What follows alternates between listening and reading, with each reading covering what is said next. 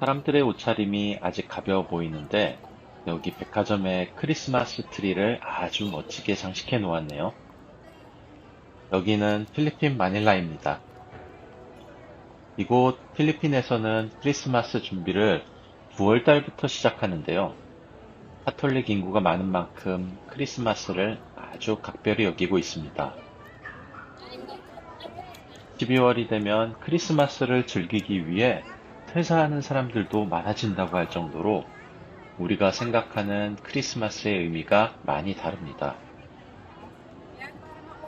이와 같이 세계 각국에는 서로 다른 문화를 가지고 있는데요. 오늘은 제가 겪었던 각국의 업무 문화, 특히 회식과 회사에서의 파티 문화를 다뤄보도록 하겠습니다.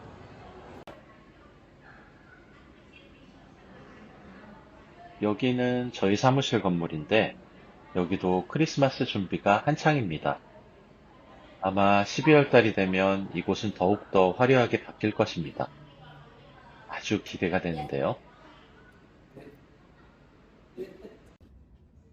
크리스마스 전에 아이들이 아주 좋아하는 다른 날이 있지요.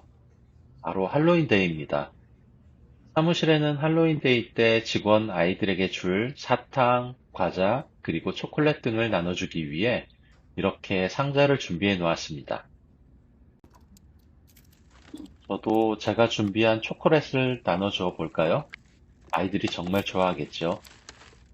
필리핀 사람들은 페이스북을 정말 많이 사용하는데 저도 직원들과 친구로 되어 있다 보니 아이들 사진만 봐도 누구의 아이인지 알 수 있을 듯 하네요. 작년에는 현금을 넣어줬는데 이상하게 아이들보다 직원들이 더 좋아하는 것 같아 올해는 초콜릿으로 나눠줄게요.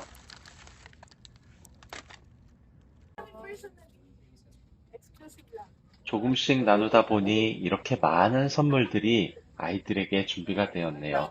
아이들이 무척 좋아하겠죠?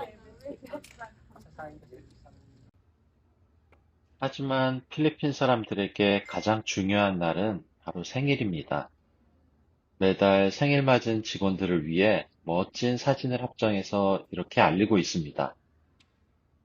오늘은 도큐멘트 팀의 미셸 씨 생일이네요. 업무 후에 사무실에서 생일 파티를 연다고 하는데 벌써부터 기대가 되는데요. 생일 파티 때는 주로 뷔페식으로 이렇게 음식을 나눠 먹고 시작합니다. 특히나 우리나라에서 생일 때마다 먹는 미역국처럼 필리핀에서는 우리나라 잡채와 비슷한 빤식이라는 음식을 생일 때 나눠 먹습니다. 벌써 노래방 기계까지 준비가 되었네요. 에너지를 충전하고 놀 준비를 해보겠습니다.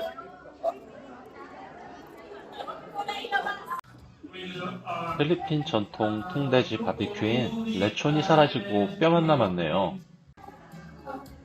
닭 내장 바베큐도 즐겨 먹는 음식으로 정말 맛있습니다. 술안주로 최고입니다.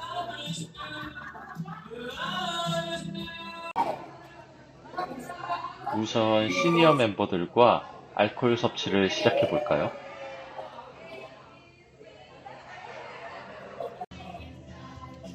필리핀 직원들은 파티 때마다 춤추는 걸 정말 좋아합니다.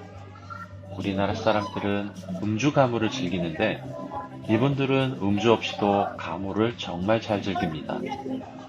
항상 파티 때마다 춤과 노래를 하는 경연을 하고 있습니다.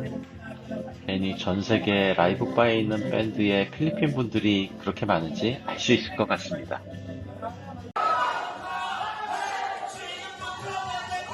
강남 스타일의 돌풍 이후로 한국인이 분위기 띄우는데 이 노래처럼 흥겹고 전 세계인들이 좋아하는 노래는 없는 것 같습니다.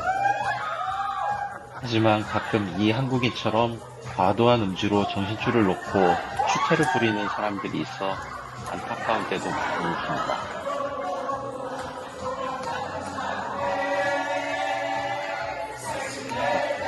못 봐주겠네요.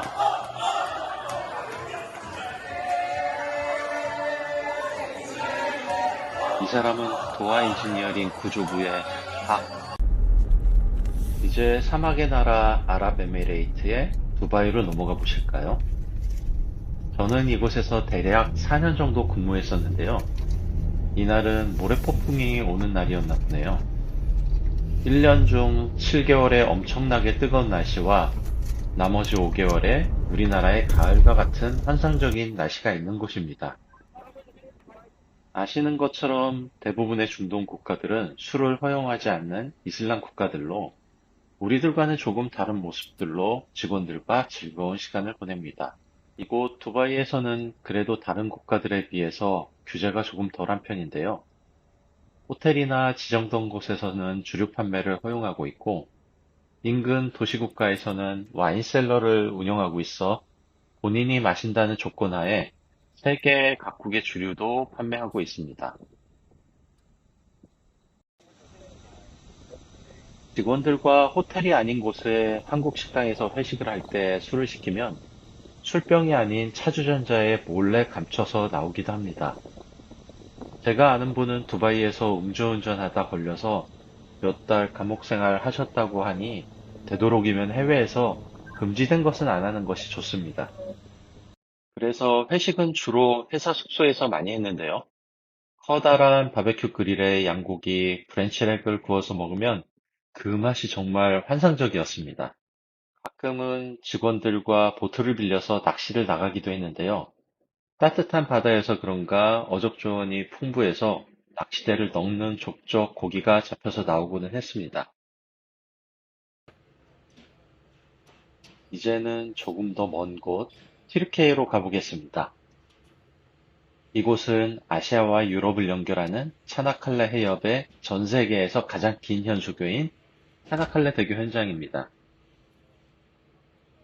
지금은 현수교 메인 케이블을 연결하기 위한 사전 작업으로 캣워크를 설치하는 작업 중인데요. 330m 높이의 주탑 꼭대기에 올라와 있다 보면 고소공포증이 자동 치유되어서 롯데월드 자유로 드롭을 타도 급소의 식은땀이 차지 않게 되는 경험을 하시게 될 것입니다.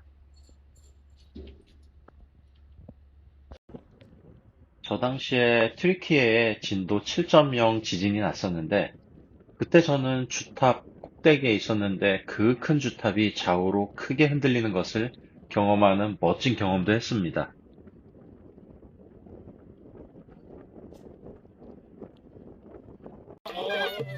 튀르키예는 다른 무슬림 국가들과는 다르게 세속주의를 채용하고 있는데요. 그래서 음주가 자유로운 편입니다. 저도 터키의 유명한 맥주인 에페스를 정말 좋아했습니다. 하지만 전통주인 라크는 화장품 맛이 나서 별로 좋아하진 않았습니다.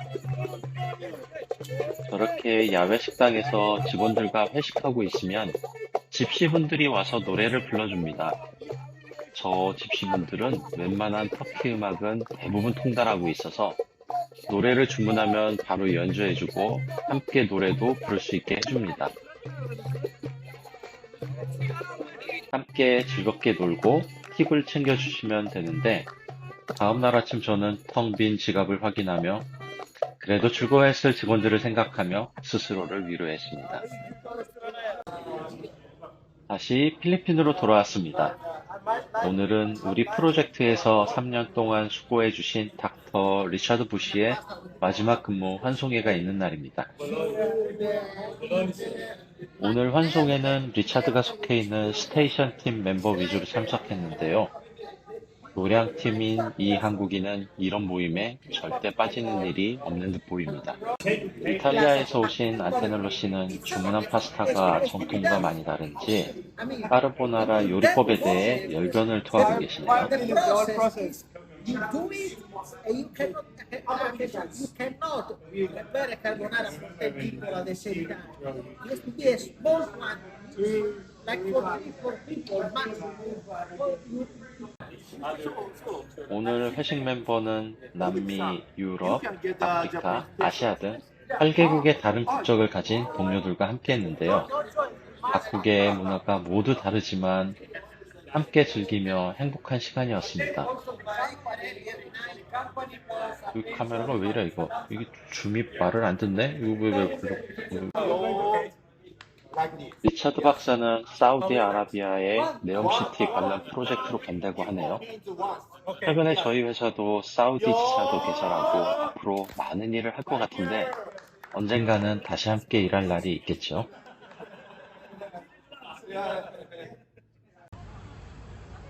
퇴근길 사람들이 지프니를 기다리고 있습니다. 지프니에는 사고로부터 보호해줄 안전장치도 별로 없고 매연도 심하고 한 차에 많은 인원이 탈 수도 없지만 우리나라 돈으로 300원 조금 넘는 기본 요금으로 필리핀 사람들의 발이 되어주고 있습니다. 우리나라에서 볼 수 없는 이런 모습들이 내가 지금 다른 나라에서 살고 있고 일하고 있다는 것을 느끼게 해줍니다.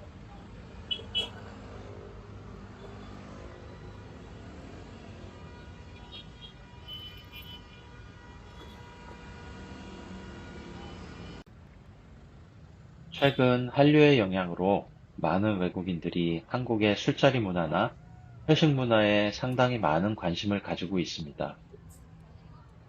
우리에게는 익숙하지만 다른 나라 사람들에게는 신기한 문화가 있듯이 다른 나라의 전통과 문화도 우리에게는 생소할 수도 있습니다.